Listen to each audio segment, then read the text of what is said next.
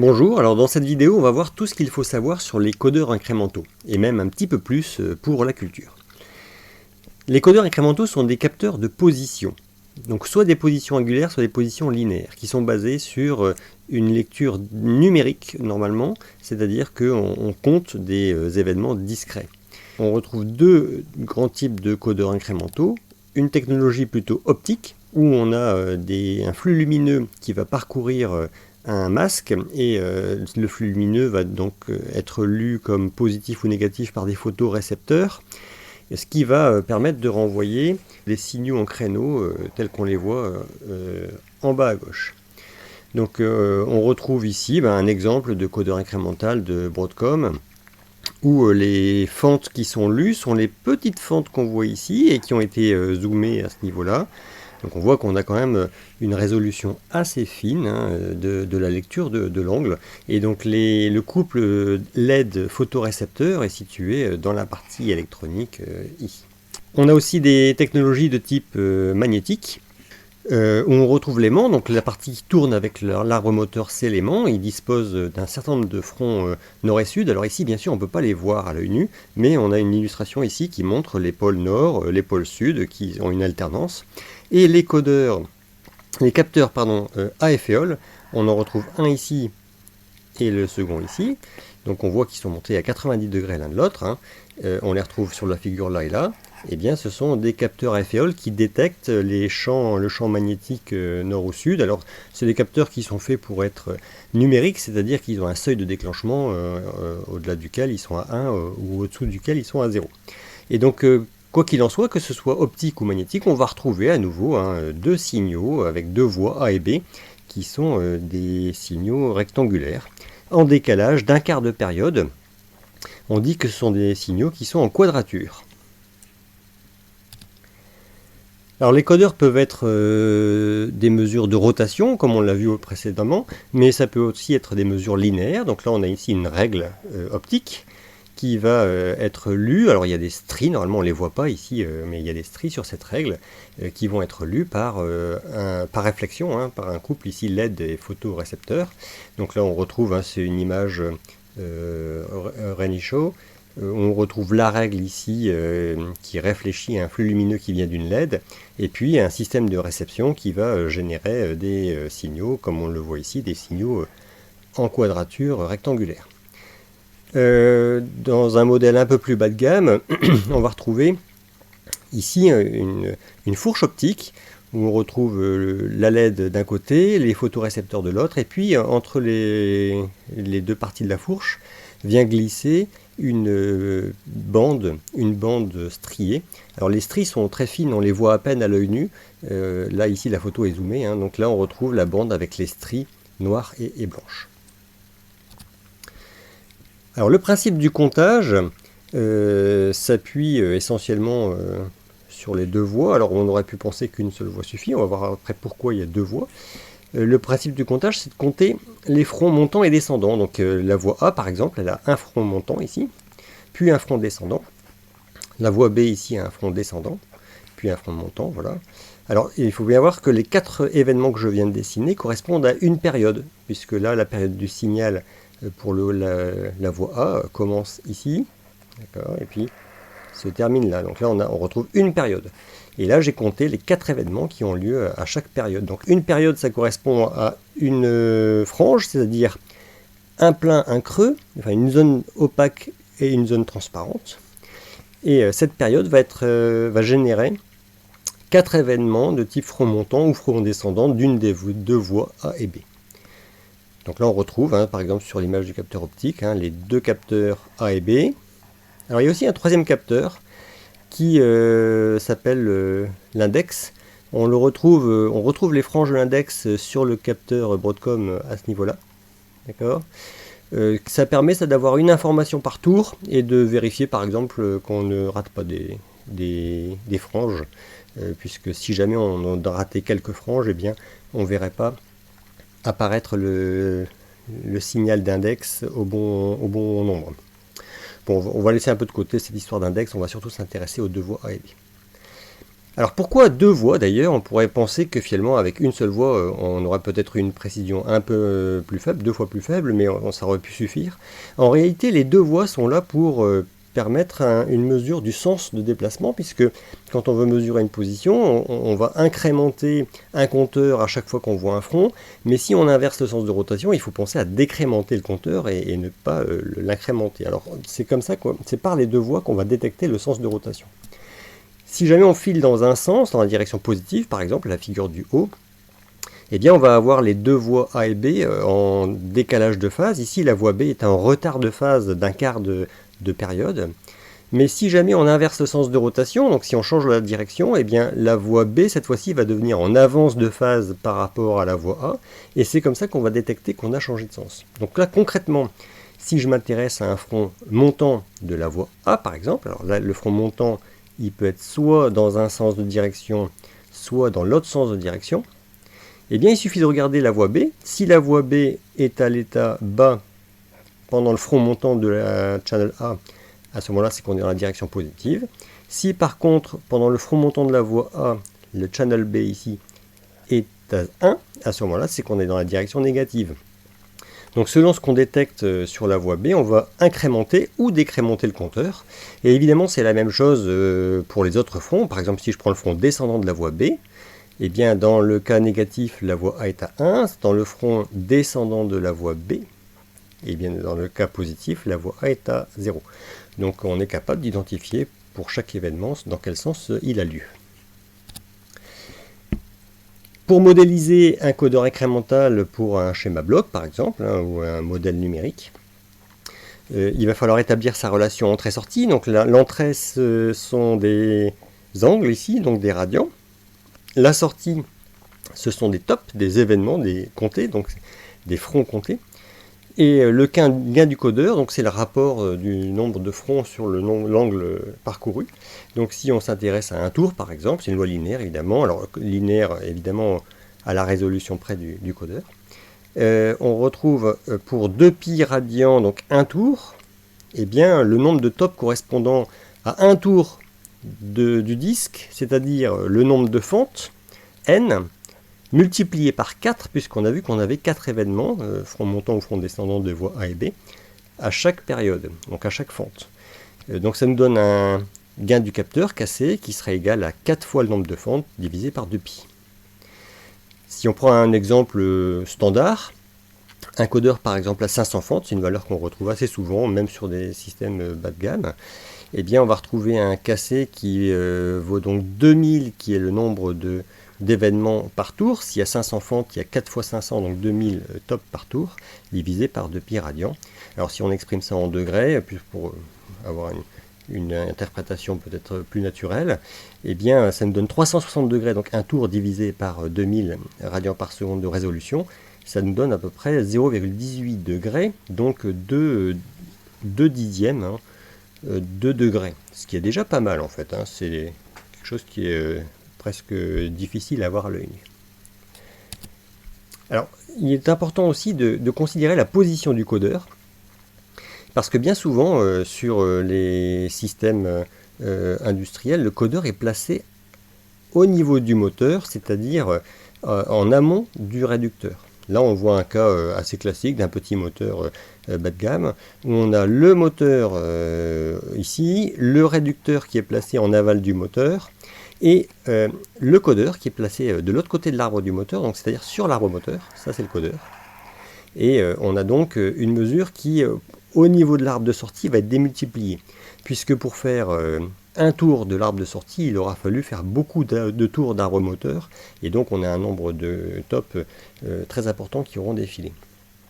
Si on prend un exemple assez classique, par exemple le codeur à 500 fentes dont on a parlé tout à l'heure, et un réducteur de 1/60e par exemple, c'est-à-dire qu'il faut 60 tours d'arbre moteur pour faire un tour d'arbre de sortie, et bien la résolution angulaire du capteur au niveau de l'arbre de sortie sera de 360 degrés divisé par les 2000 tops par tour moteur, et encore divisé par 60, c'est-à-dire 3 millièmes de degré, ce qui commence à être extrêmement précis. Alors il faut nuancer un tout petit peu cette résolution, parce que en réalité on peut toujours avoir des jeux au niveau du réducteur, éventuellement aussi dans la chaîne de transmission de puissance, des élasticités ou d'autres phénomènes qui peuvent perturber un petit peu le mouvement de la sortie par rapport au mouvement de l'arbre moteur. Et le capteur étant situé en amont de tout ça, il ne peut pas voir ce type de défaut. Donc la mesure peut être entachée d'erreur due au défaut de la partie transmission de puissance. Dernier point aussi à avoir en tête, c'est la notion de prise d'origine. Le codeur incrémental n'est pas un capteur absolu, c'est un capteur relatif, c'est-à-dire qu'il mesure un déplacement à partir du moment où la machine est allumée.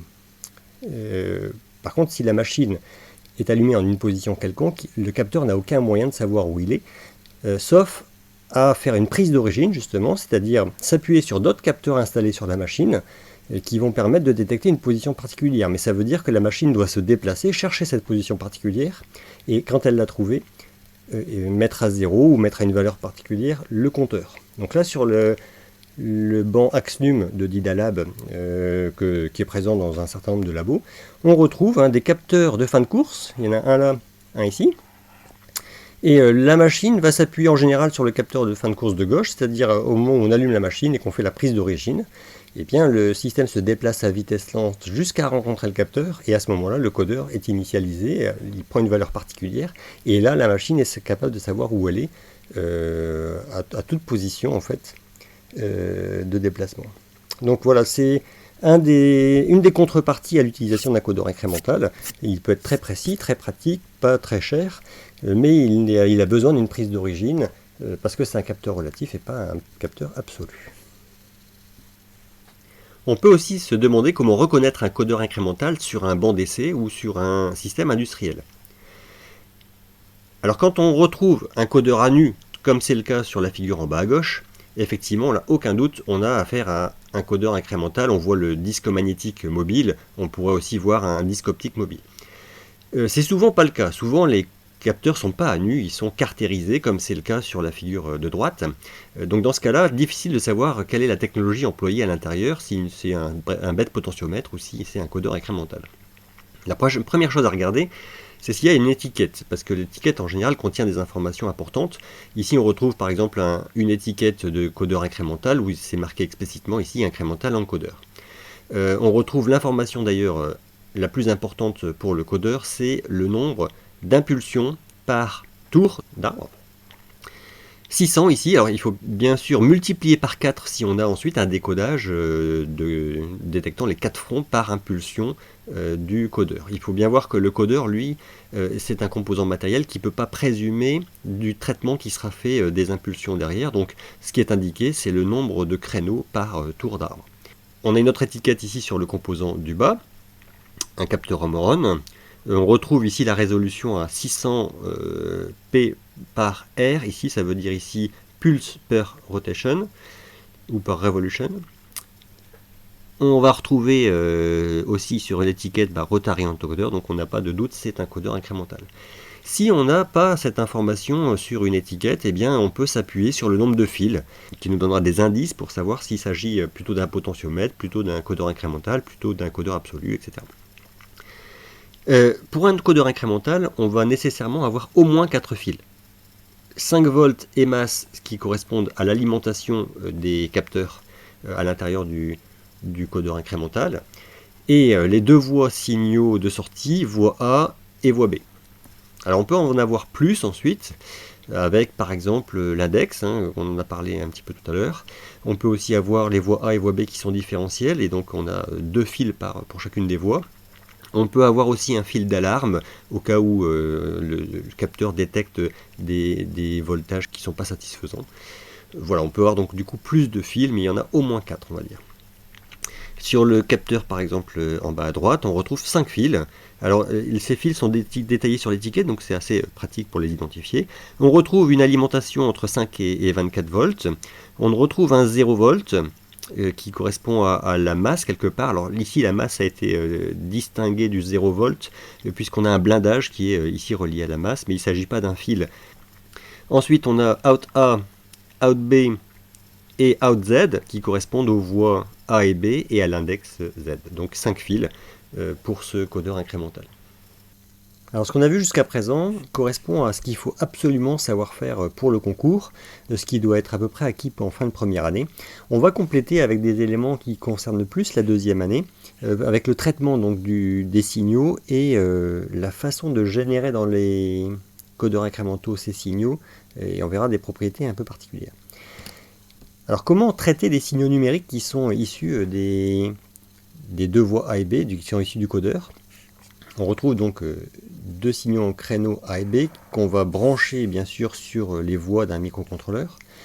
Et ensuite, ce microcontrôleur va pouvoir lire ces voies de façon à incrémenter ou décrémenter une variable de position à l'intérieur du programme. Alors, on va utiliser pour cela, ce qui est le plus simple, des entrées en interruption. Alors, on a sur le microcontrôleur Arduino deux entrées d'interruption, int1 et int0 ici, qui sont branchées sur les voies 2 et 3 et qui vont permettre de détecter les fronts montants et fronts descendants de ces voies. Il est hors de question évidemment d'écrire un programme qui viendrait scruter les entrées en permanence de façon à vérifier si elles ont changé d'état ou pas. Il faut que ce soit le microcontrôleur qui détecte automatiquement le changement d'état, sinon le programme ne pourra quasiment rien faire d'autre que de scruter les entrées. Donc on va utiliser ces deux entrées. Alors il faut savoir qu'il existe d'autres entrées d'interruption. En fait, en pratique, même sur le microcontrôleur de l'Arduino, eh bien, toutes les entrées digitales peuvent servir d'interruption. Donc ce sont ces PC int multiples qu'on retrouve ici. Alors il faut voir qu'il y a des petites contreparties puisque ces interruptions sont associées à un port entier. Donc c'est pour ça qu'on va utiliser là dans ce qu'on va expliquer les entrées d'interruption int0, int1 qui conviennent très très bien si on n'a qu'un seul codeur incrémental. Si on avait plusieurs codeurs incrémentaux à brancher sur une même carte pour asservir par exemple 2 ou 3 moteurs, eh bien à ce moment-là il faudra utiliser ces PC int qui peuvent très très bien faire l'affaire aussi. Alors si on s'intéresse au programme, on va donc commencer par définir une variable position qu'on peut initialiser à 0, mais on pourrait l'initialiser à n'importe quelle valeur, de type int. Alors int si on n'a pas des nombres qui sont trop grands, mais on pourrait passer à long si on avait des comptages très très importants à faire. Ensuite, dans le setup, on va déclarer les broches 2 et 3 qui, on l'a vu, correspondent aux interruptions 0 et 1 comme des broches d'entrée, et on branchera les câbles des voies A et B sur ces deux ports numéro 2 et 3. On va déclarer aussi dans le setup des interruptions, donc on va attacher en fait aux interruptions 0 et 1 des fonctions d'interruption qui seront traitées à chaque front montant ou descendant. Donc c'est le change qu'on retrouve derrière, ici qui signifie qu'on capture à la fois les fronts montants et les fronts descendants. Et si on développe les fonctions qui sont lancées à chaque fois qu'un changement d'état a été détecté, eh bien interrupt A est déclaré par ailleurs. Donc on retrouve ici void interrupt A et le contenu de la fonction qui sera exécuté en priorité à chaque front détecté. Alors dans cette fonction d'interruption, on commence par lire les deux variables sur les voies A et B, l'état du capteur en fait. Ce qui permettra déjà pour la voie A, on sait que la voie A a changé d'état, mais on ne sait pas si c'était un front montant ou descendant, donc en lisant l'état juste après le front, on est capable de savoir si c'était un front montant ou descendant. Et on lit la voie B, parce qu'on l'a vu que grâce à la voie B, on aura le sens de rotation, et donc on saura s'il faut incrémenter ou décrémenter le compteur. Et ensuite, il y a une expression logique qui, selon le type de front montant ou descendant et selon l'état de la voie B correspondant, eh bien soit on incrémente le compteur, la variable position, soit on décrémente la variable position. Si on devait développer la fonction interrupt B qui correspond à la situation de changement d'état, donc de front montant ou descendant sur la voie B, eh bien on aurait exactement le même type de programme, à ceci près qu'il faudrait intervertir la situation d'incrémentation et de décrémentation. Alors il faut quand même penser à déclarer plutôt la variable position en volatile, Alors pourquoi? Parce que si jamais on ne déclare pas en volatile une variable, eh bien le compilateur va essayer d'optimiser son code pour qu'il soit le plus rapide possible. Et en particulier lorsqu'il fait des calculs avec une variable position par exemple, eh bien s'il a déjà lu la variable en mémoire et qu'il a plusieurs opérations à faire qui se suivent, et qu'il a de la place dans ses registres de travail, il va pouvoir conserver l'état de cette variable position dans ses registres de travail sans avoir à la relire en mémoire. Or, si on a des fonctions d'interruption qui interrompent le programme principal pour changer l'état de cette variable, eh bien, on risque de ensuite faire des calculs qui sont faits avec un état périmé de la variable position. Donc, il faut bien demander par cette déclaration volatile ici au compilateur de ne pas faire d'optimisation, et à chaque fois qu'il a besoin de la variable position pour faire un calcul, il doit aller la rechercher en mémoire pour être sûr d'avoir la dernière version, on va dire, de cette variable position. On peut aussi mesurer une vitesse par un codeur incrémental. La mesure de vitesse se fait en réalité par la mesure du temps nécessaire pour une période d'un créneau d'une des voies A ou B. Mesurer un temps par un microcontrôleur, ça se fait par ce qu'on appelle des timers, qui sont des compteurs de cycles, des compteurs d'événements d'une manière générale, et très souvent on compte en fait les tops de l'horloge du microcontrôleur, ce qui permet de mesurer un temps précis. Alors on peut soit compter les tops d'horloge, mais ils défilent quand même à une vitesse très très élevée, donc en général on compte un multiple des tops d'horloge via un prescaler. Alors on a trois timers sur l'Arduino, 2 timers 8 bits, ce qui permet de compter jusqu'à 255 au maximum, donc c'est pas vraiment assez ici pour pouvoir implémenter un décodeur de codeur incrémental.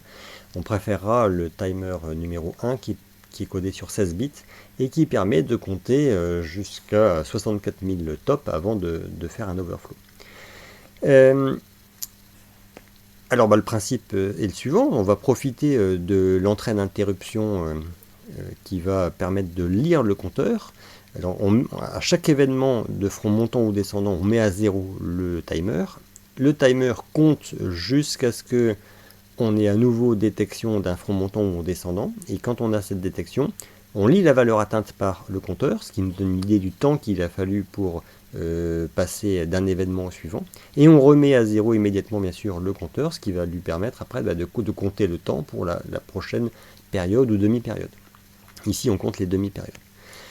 Si le rotor accélère, on va avoir une fréquence plus élevée de la voie A, et donc le temps de comptage ici sera plus faible, et donc c'est un indice ici pour pouvoir calculer la fréquence de rotation.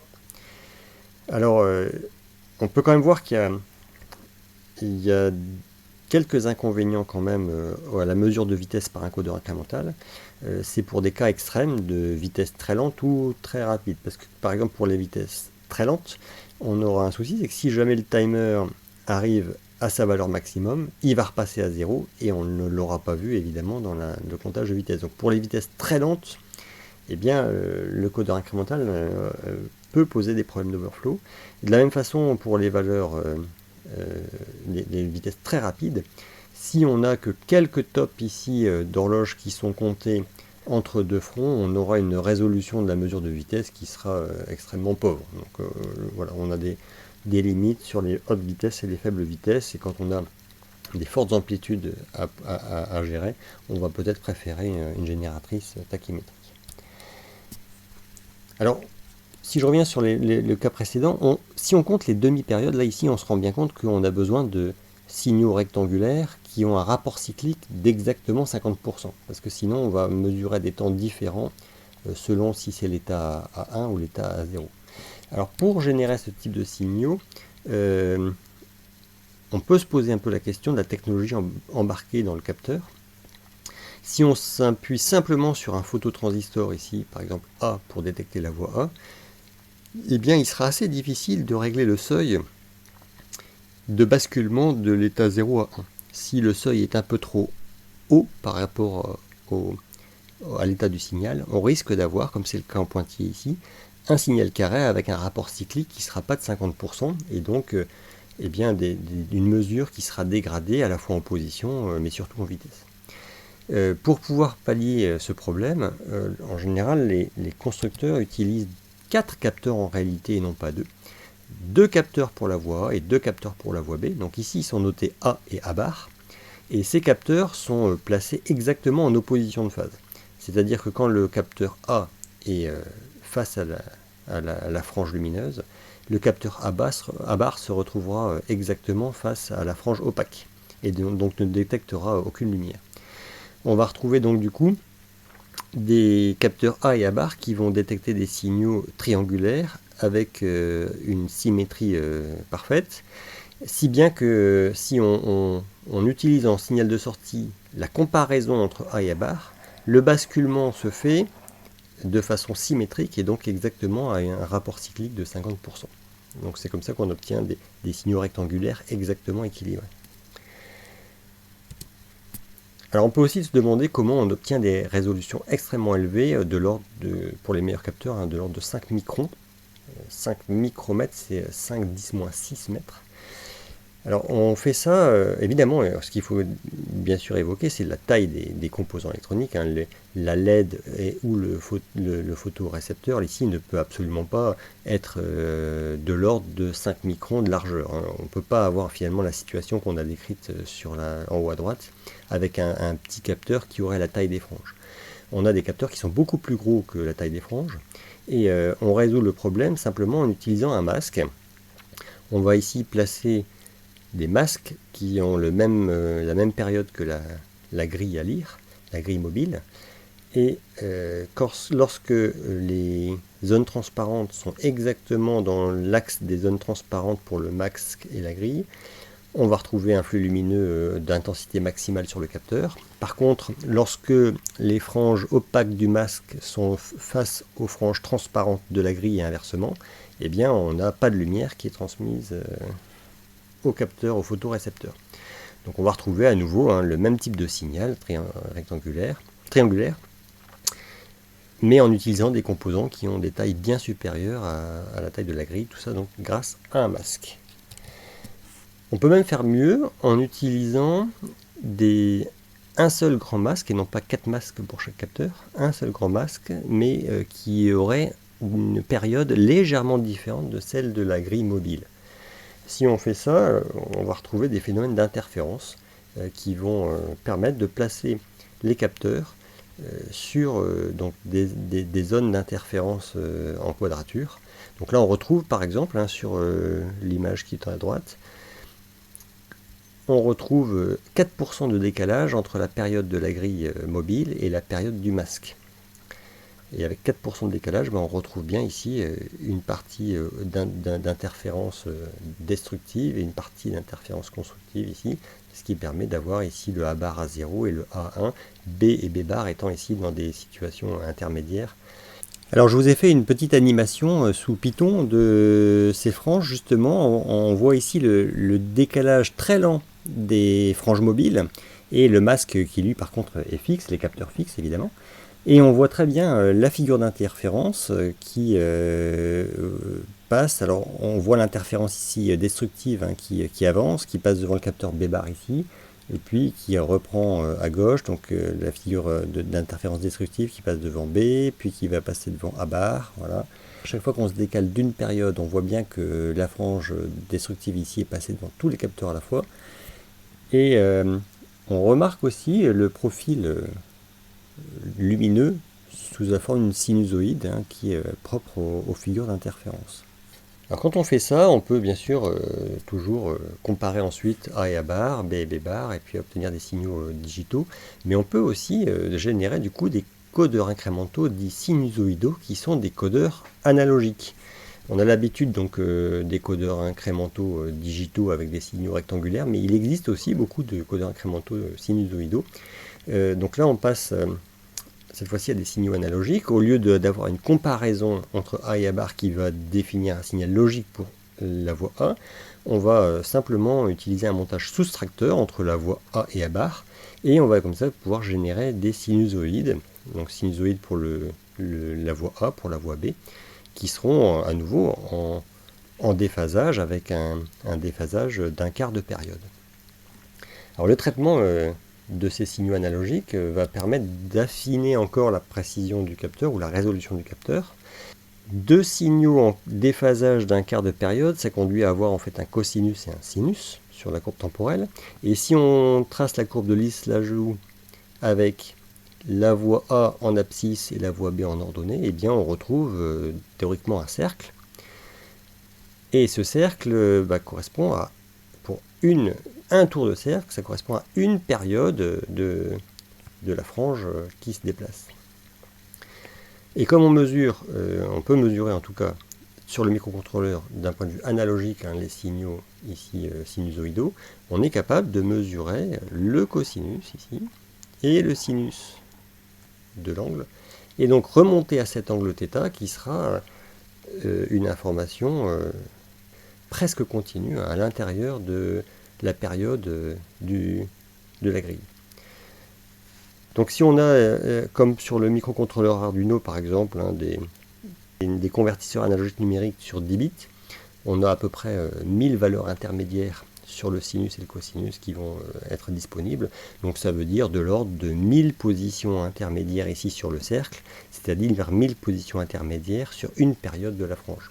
Donc si on a déjà des franges assez petites, avoir 1000 positions intermédiaires entre chaque frange, ça démultiplie la précision du capteur. Alors comment on va traiter tout ça? Alors là il y a une illustration assez explicite où on retrouve un cas où on n'aurait que 16 fentes pour que ce soit lisible, mais évidemment c'est le même principe sur les capteurs qui auraient 4000 fentes.